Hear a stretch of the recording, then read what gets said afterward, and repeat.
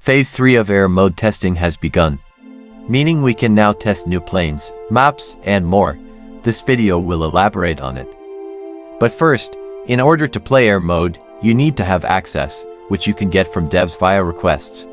There is usually a button here to request when you aren't granted access, but if you have access, it is this. In this phase, we get to test the P-38, Yak-3T, FW-190C, and the B-17.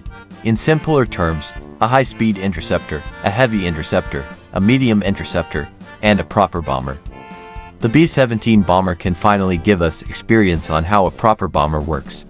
Durable airframes, loads of bombs, and a large amount of anti-air turrets in the plane for protections. The addition of new controls like a bombing view and additional maneuver buttons, and more, greatly impacted our efficiency in-game.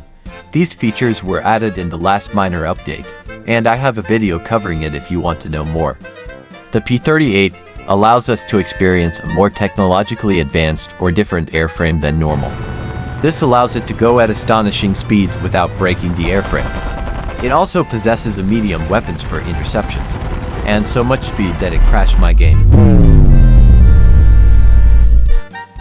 Compared to P-38, the Yak-38T has heavier weaponry, higher damage but lower amount, so you gotta make your shots count. Though, it's not particularly a bad thing, it all goes to what strategy you want to play, so all about the pilot and not the plane. See how the Yak melted these B-17s with its weaponry that I mentioned earlier. But the Yak switches to a lighter weapon when the other one is spent, and you have to shoot all your rounds before it reloads all weapons. This applies to all planes with 2 weapons available.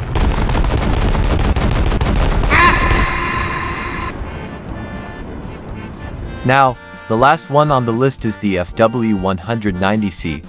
This plane possesses fast-firing guns like the infamous BF. This allows it to melt planes, and it also carries a somewhat large amount of round. And that's a good thing, more rounds to shoot, more planes to shoot. And if you don't like the current crosshair, you can now change it. I forgot to put this in the last video. Just go to Air Controls, and swipe down, and choose. You can also enable gyro for airplane control. You have a good amount of choices on what crosshairs you want, so the choice is yours. If you want to learn more about changes in games, there is a news section from all sorts of changes and new things in the game. This is all for this video. I hope you like this type of video. As always, thanks for watching.